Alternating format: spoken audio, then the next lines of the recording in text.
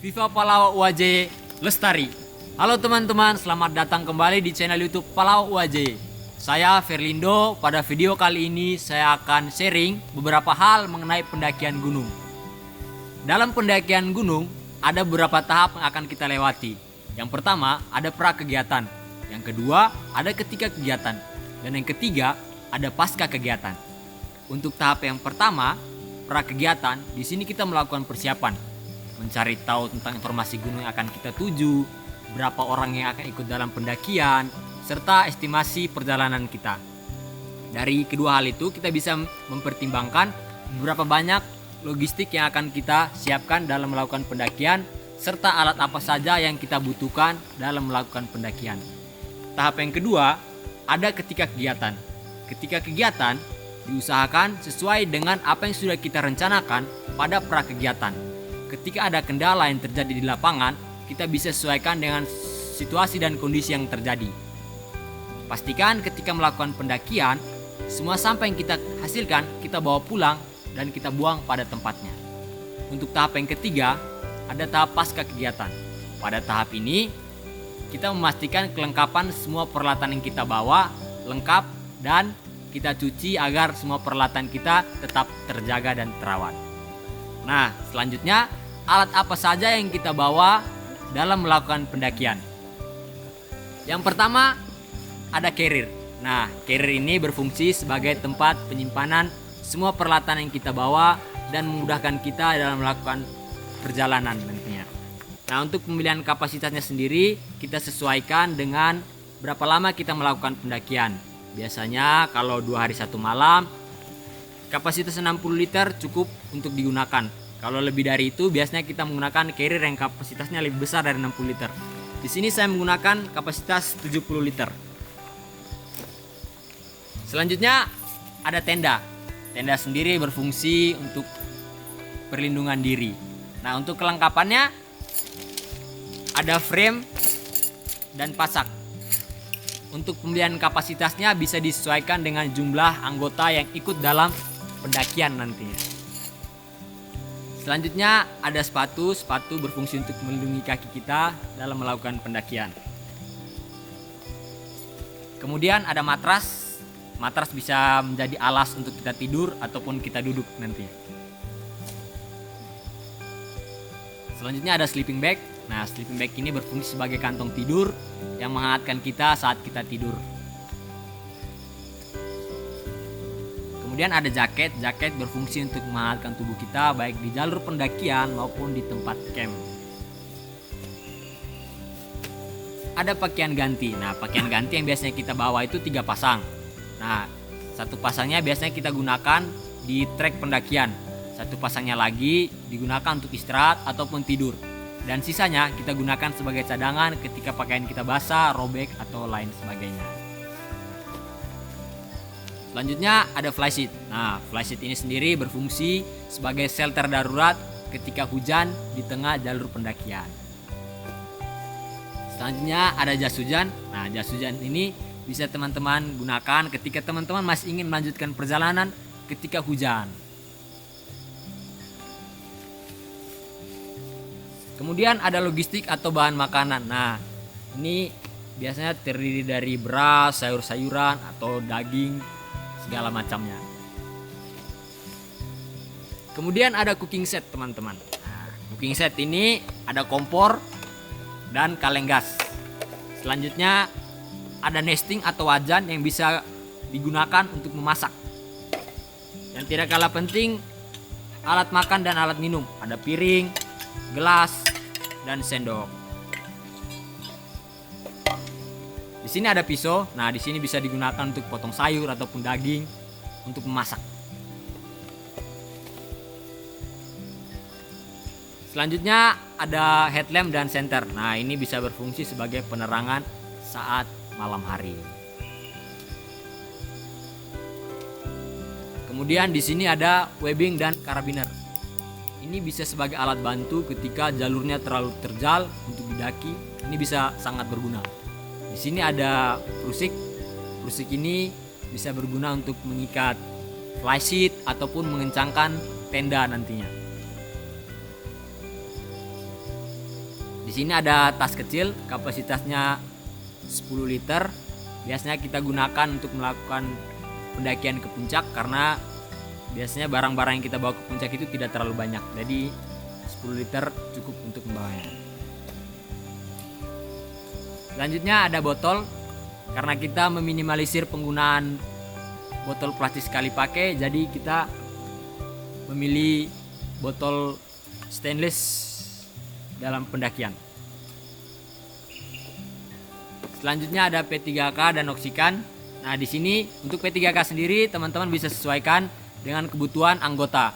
Misalnya ada yang asma bisa membawa oksigen dan obat-obat sesuai dengan kebutuhan. Selanjutnya ada jerigen. Nah, di jerigen ini berfungsi untuk tempat kita menyimpan air karena kita meminimalisir penggunaan botol plastik sekali pakai. Kemudian ada kantong sampah. Ini sebagai tempat kita untuk menyimpan sampah yang kita hasilkan selama pendakian ataupun sampah-sampah yang kita temukan di tempat camp atau jalur pendakian untuk kita bawa turun kembali dan buang pada tempatnya. Nah, selanjutnya saya akan bagikan cara packing ala Lindo. Oke, langsung kita packing. Untuk packing sendiri, peralatan yang paling terakhir kita gunakan, kita simpan di paling bawah. Kemudian peralatan yang urgent kita butuhkan, kita simpan di tempat yang mudah dijangkau. Setelah itu, peralatan yang sekiranya memiliki bobot berat, kita letakkan di bagian belakang carrier atau yang dekat dengan punggung. Nah, sebelum packing, pastikan kendorkan semua strap yang ada pada carrier. Kemudian saya memasukkan sleeping bag karena yang paling terakhir digunakan.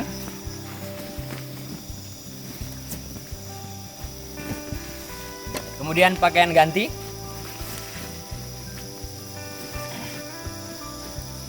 Ditata dengan bagus. Setelah itu ada tenda.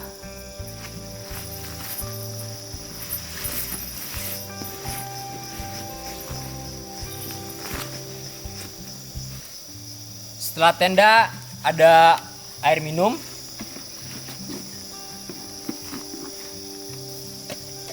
Kemudian cooking set yang kita sudah jadikan satu.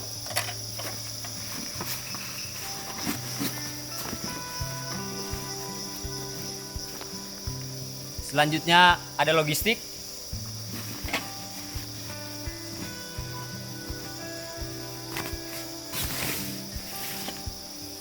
Dan P3K.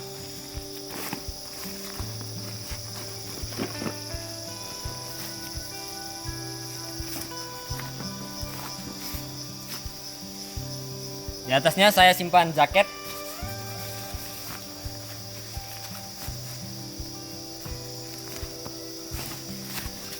Nah, karena di sini di carrier saya masih ada space kosong, saya pilih untuk menyimpan frame dan pasak.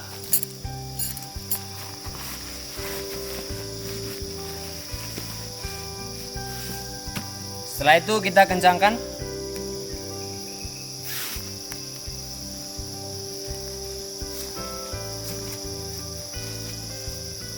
Lalu kita tutup.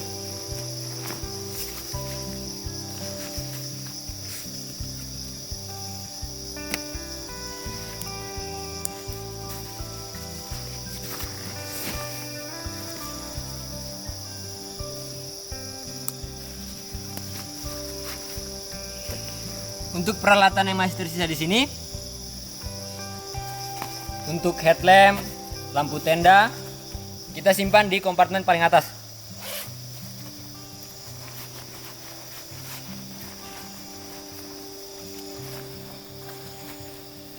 Di paling atas juga kita bisa simpan jas hujan, karena ini juga urgent untuk dibutuhkan ketika hujan.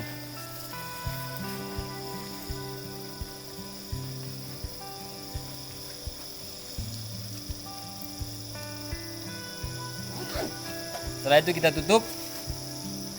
Untuk flashlight kita bisa simpan di bagian depan agar mudah diakses. Kemudian botol minum kita simpan di poket samping. Trash bag kita simpan di poket samping juga.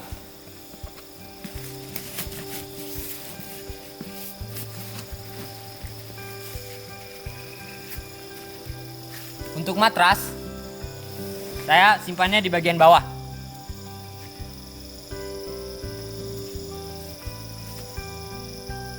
Lalu kunci bakelnya.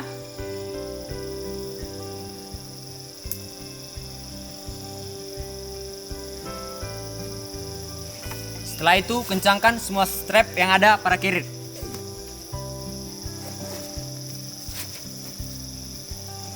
Di samping.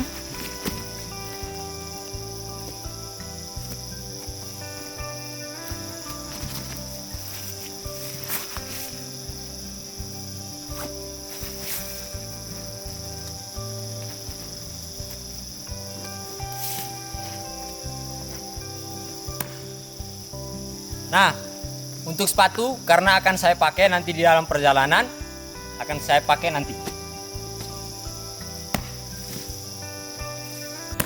Nah, ini kondisi carrier ketika sudah terpacking maksimum dan kita siap untuk melakukan pendakian. Kalau ada saran atau komen, bisa tulis di kolom komentar. Terima kasih, sampai jumpa. Salam lestari.